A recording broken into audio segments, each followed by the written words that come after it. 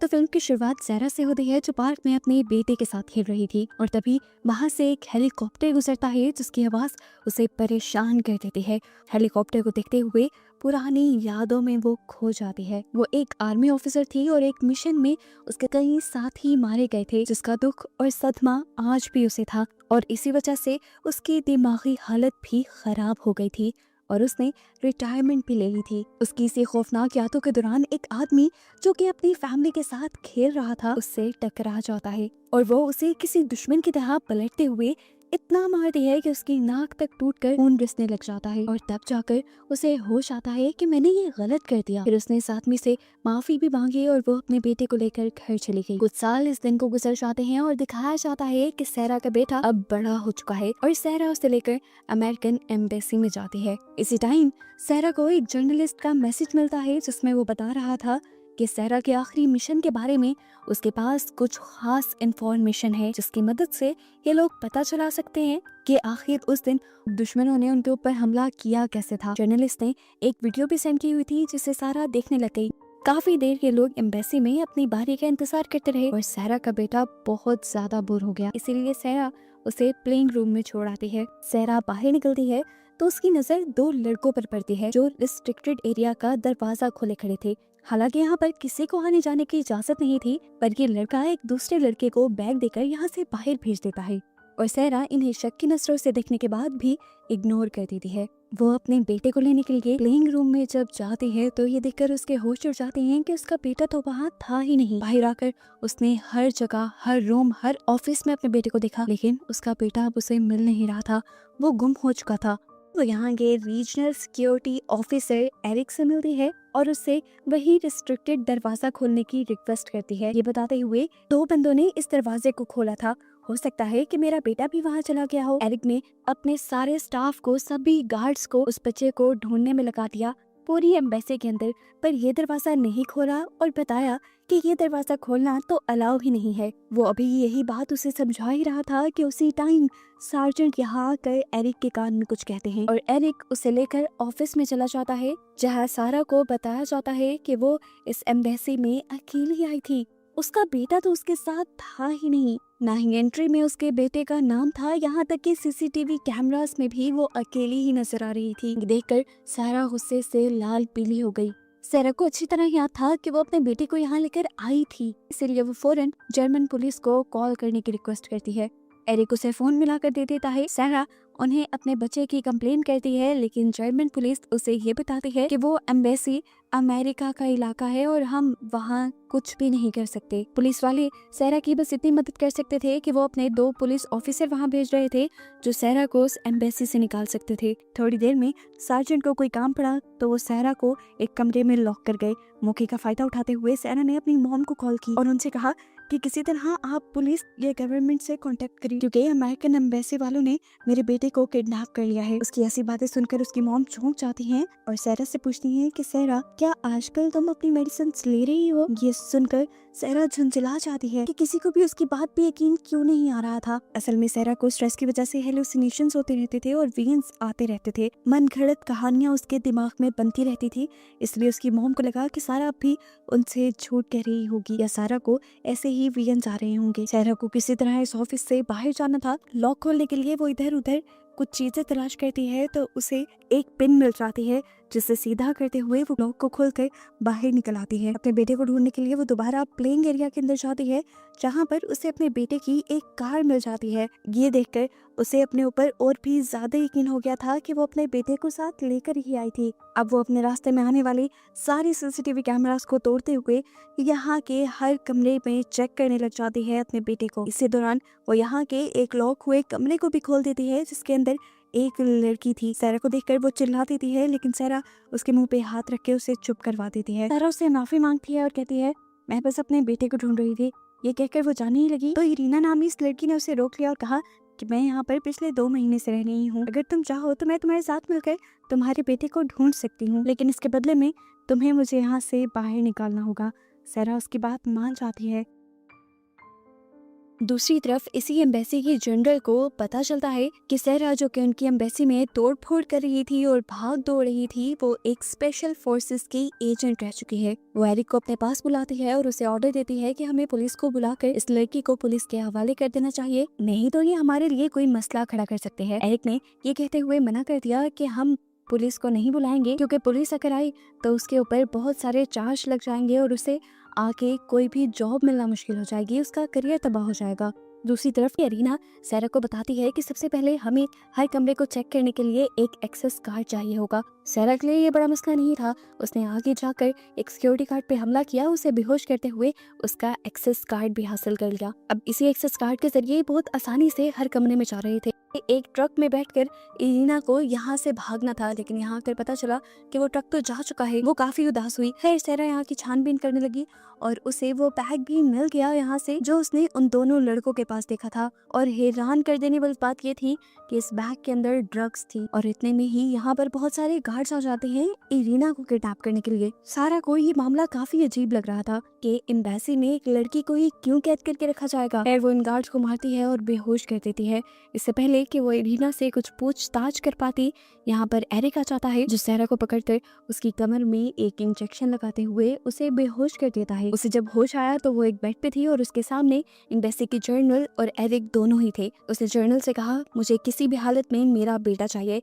तो जर्नल उसे जवाब देती है, मैंने कुछ ही देर पहले तुम्हारी मॉम से बात की है, उन्होंने मुझे बताया कि तुम्हें बहुत ज्यादा स्ट्रेस डिसऑर्डर है, जिसकी वजह से तुम चीजें भूलती भी हो और तुम्हें हेलुसिनेशंस भी होते हैं, और ऐसा तुम्हारे अफगानिस्तान में फेल हुए मिशन के बाद से तुम्हारे साथ होने लगा है। सहरा उसकी बात सुनकर उससे रिक्वेस्ट करती है कि मुझे यहाँ की सीसीटीवी फुटेज देखती है। उसकी ये भी ख्वाहिश पूरी कर दी जाती है।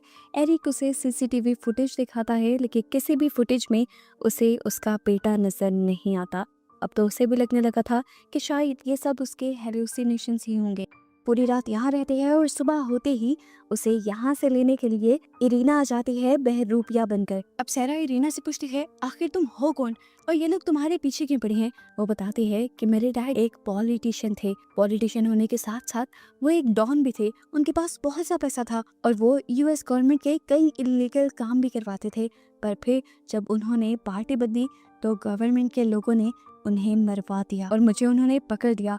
उस दिन तुम्हारे सामने वो लोग मुझे मारने आ रहे थे, जिनसे तुमने मेरी जान बचाई।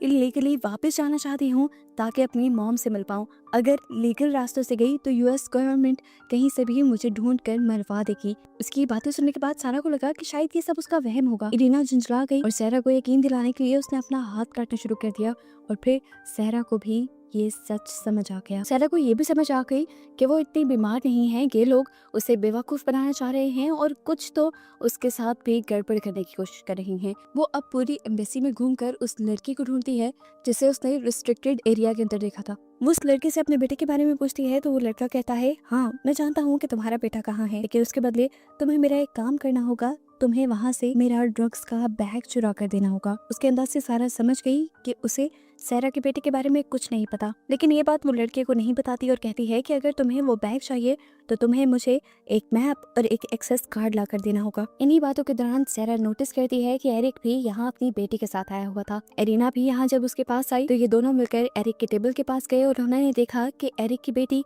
अपना एक खिलौना यहीं पर भूल गई थी, जिसे इन दोनों ने उठा लिया। आधे घंटे बाद इन दोनों को वो लड़का जेंट्स वॉशरूम में बुलाता है। वहाँ पर वो एक्सेस कार्ड और इस जगह का मैप लेके आया था, जिसको देखते हुए ये लोग सार्जेंट के ऑफिस में पहुंच जाते हैं। ये लोग सार्जेंट के कंप्यूटर को चेक करने लगते हैं और वहाँ उसे सहरा नाम की एक फाइल मिलती है, जिसे खोलने पर उसे पता चलता है एक एक चीज इन्हें सहरा के बारे में पता थी, वो भी अभी से नहीं बल्कि काफी पहले से। इसी दौरान उसे इस्लामाबाद मीटिंग के नाम से एक फाइल दिखती है, जिसे जब वो ओपन करती है तो उसे इस्लामाबाद में एरिक नजर आता है। इस पिक्चर में एरिक क्लियर था। सहरा को याद आया कि यही वीडियो उसे सुबह जर्नलिस्ट ने भी भेजी थी। उसे जर्नलिस्ट को कॉल की और पूछा कि एरिक का इस सब से क्या लिंक है। तो वो जर्नलिस्ट अब उसे बताता है कि अफगानिस्तान में यूएस मिलिट्री की बेस पर जो हमला हुआ था उसे करवाने के पीछे कोई और नहीं बल्कि एरिक ही था। एरिक ने ही उनकी लोकेशन दुश्मनों को दी थी, जिसके बदले उसे पैसे मिले थे। ये वीडियो एरिक के खिलाफ सबूत था इस वीडियो में एरिक जिससे बात कर रहा था उसका चेहरा भी क्लियर नहीं था, तो जर्नलिस्ट उसे कहता है कि ये चेहरा क्लियर करके मैं तुम्हें अभी सेंड करता हूँ। इतने में ही नहीं वो पिक्चर रिसीव होती, सार्जेंट अपने ऑफिस की तरफ बढ़ने लग जाते हैं। जल्दी से ये लोग एरिना के लैपटॉप में उस पिक्चर को ट्रांसफर करने लग जाते हैं, लेकिन ठीक टाइम पे यहाँ पे सार्जेंट भी आ जाता है, जिससे बचने के लिए इन्हें उस बेचारे से लड़कर उसे गिराकर यहाँ से भागना पड़ता है। ये लोग भागकर टेरेस पे आ जाते हैं। इतने में वो पिक्चर भी लोड हो जाती है, जिस पिक्चर को देखकर सहरा उसे पहचान जाती है। ये उन्हीं तालिबान का हेड था जिसने उनकी बेस पर हमला किया था, और इस टाइम अगर एरिक तालिबान के हेड के साथ बैठा हुआ था तो मतलब एरिक तालिबान के साथ मिला हुआ था। वो एरिना को लेकर उस गोदाम में जाती है जहाँ ट्रक लोड्स होकर दूसरे मुल्क में भेजे जाते थे, और गार्ड्स का एरिना से ध्यान भटकाने के लिए वो गार्ड्स से लड़ने लग जाती है। अभी वो इनसे निमट ही रही थी कि तभी यहाँ पर एरिक भी पहुंच गया अपने साथ गार्ड्स को लेकर। गार्ड्स ने आते ही धड़ाधड़ सहरा पे हमला शुरू कर दिया, जिन सबसे सहरा एक एक करके बड़े अच्छे से निपट लेती है, क्योंकि वो एक ट्रेन सोल्जर थी। ऐसे गार्ड्स से लड़ना उसके लिए आम बात थी। जब सभी गार्ड्स को वो हराकर गिरा देती है तो एरिक उस पर हमला कर देता है, पर वो बेचारा भी सहरा के सामने कुछ नहीं था। सहरा उसका मार मार कर बुरा हाल कर देती है और उसी की गन छीन कर उसी पर पॉइंट कर देती है और उससे कहती है, मुझे मारने के लिए इतना बड़ा प्लान क्यों बनाया? तुम कुछ भी करवा सकते थे, सड़क पर मेरा एक्सीडेंट करवा सकते थे, मेरा मर्डर करवा सकते थे, तुम्हारा मकसद तो सिर्फ मुझे खत्म करना था ना? एरिक हैरान होकर उससे सवाल करता है, तुम्हें कैसे पता कि मैं तुम्हें मरवाना चाहता हूँ? और मैं तुम्हें क्यों मरवाऊंगा? सहरा बोली, क्योंकि मैं वही आखिरी सोल्जर हूँ जो उस दिन अफगानिस्तान में बच गई थी। मैं ही उसी सारे हमले की आई विटनेस हूँ जिसको करवाने के पीछे तुम्हारा भी हाथ है, और बस अपने आप को बचाने के लिए तुम मुझे मारना चाहते हो, लेकिन मैं तुम्हें नुकसान नहीं पहुंचाऊंगी। मैं बस इतना चाहती हूँ कि तुम मेरा बेटा मुझे वापस दे दो। एरिक उससे कहता है कि अगर मुझे कुछ हुआ तो याद रखना कि तुम्हारा बेटा तुम्हें जिंदगी भर नहीं मिलेगा। उसकी धमकी सुनकर सहरा वहाँ से निकल गई। उसे समझ थी कि अब अपना काम निकलवाने के लिए उसे कुछ और ही करना होगा। वो बाहर जाकर सबसे पहले एरिक की बेटी को ढूंढती है और उसका टॉय फोन उसे दिखाते हुए उसे बातों में लगाकर यहाँ के एक सेफ हाउस में ले जाती है और उसे अपने साथ वहाँ पर बंद कर देती है। उसने एरिक की बेटी को किडनैप कर लिया था। इस चीज की खबर जनरल और एरिक के बाकी कलीग्स को भी हो गई। सभी लोग इस सेफ हाउस के सामने आ गए और सभी ने सहरा से उस बच्चे को छोड़ देने को कहा, लेकिन सहरा उसे छोड़ने के लिए तैयार नहीं थी। बार बार हर कोई उससे यही रिक्वेस्ट कर रहा था कि उस बच्चे को छोड़ दो, तो सहरा कहती है, ठीक है, मैं उस बच्चे को छोड़ दूंगी, लेकिन एक शर्त पर। मुझे एरिक से कुछ बात करनी है। इस बच्चे के बदले एरिक पहले अंदर आएगा। एरिक चुपचाप उसकी बात मानते हुए अंदर आ जाता है और सबसे पहले आकर यहाँ का वॉइस सिस्टम बंद करता है, क्योंकि वो जानता था कि यहाँ की आवाजें सारी बाहर जा रही हैं और एरिक के जो घिनौने काम सहरा को पता है उसका वो किसी और को पता लगने नहीं दे सकता। सहरा ने उसे सबसे पहले यही बात कही कि मैं जानती हूँ तुम मुझे मारना चाहते हो, मैं खुद को खुद ही खत्म कर लूंगी, लेकिन मेरी एक शर्त है कि तुम मेरे बेटे को मेरे मरने के बाद मेरी मॉम के हवाले कर देना। इस बात का तो एरिक कोई जवाब नहीं देता, लेकिन वो सहरा से कहता है कि तुम जो जानना चाहती हो मैं तुम्हें बताता हूँ। हाँ, मैं उस दिन मिला था, अफगानिस्तान के तालिबान से मैं मिला हुआ था और मैंने ही यूएस बेस की लोकेशन भी दुश्मनों को बताई थी, क्योंकि मुझे इस काम के बदले पैसे मिल रहे थे। वो काम कब का कब हो गया, सभी लोग मारे गए, एक तुम बच गई थी। मैं जानता था तुम्हारे बारे में, लेकिन मैं कभी भी तुम्हें मारना नहीं चाहता था। मसला तो उस जर्नलिस्ट की वजह से बना जिसको इस सारी बात की खबर हो गई। वो मुझे धमकाने लगा। मैं जानता था कि वो जरूर तुम्हें भी ये बात बताएगा। इससे पहले ही मैं उस जर्नलिस्ट को मरवाना चाहता था, लेकिन तुम्हें उसके मरने से पहले ही ये सारी बातें पता चल गई और फिर इस तरह तुम्हें भी मारना मेरी मजबूरी बन गया। हाँ, तुम सच थी, तुम्हारा बेटा तुम्हारे साथ यहाँ आया था, लेकिन मुझे तुम्हें मारने के लिए ये पूरा खेल खेलना पड़ा। सीसीटीवी से मैंने ही तुम्हारे बेटे को गायब करवाया था। ये सारी बातें करने के बाद वो अपनी गन से पहले सहरा को शूट कर देता है और फिर खुद ही अपने टांग में गोली मारकर सहरा के हाथ में गन पकड़ा देता है और फौरन सेफ हाउस से इस तरह एक्टिंग करते हुए बाहर आता है जैसे सहरा ने पहले उसके ऊपर हमला किया और फिर अपने आप के बचाव में उसने सहरा को गोली मार दी। सहरा इस टाइम मरी नहीं थी, लेकिन वो बुरी तरह जख्मी जरूर थी। एरिक ये सब तो भूल ही गया था कि सहरा भी कोई आम इंसान नहीं थी, वो एक सोल्जर थी।